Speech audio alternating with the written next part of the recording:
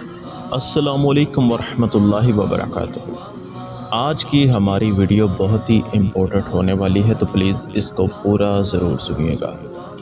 رسول اللہ صلی اللہ علیہ وآلہ وسلم نے فرمایا، 3 دعاؤں کے قبول ہونے میں کوئی شک نہیں ہے، یعنی 3 جو دعائیں ہیں نا اس کے قبول ہونے میں شک نہیں ہے۔ وہ کون سی 3 دعائیں ہیں، کون سے بندے ہیں جن کی دعا جو ہے وہ اس میں کوئی شک نہیں ہے، جانتے ہیں اس پوری ویڈیو میں۔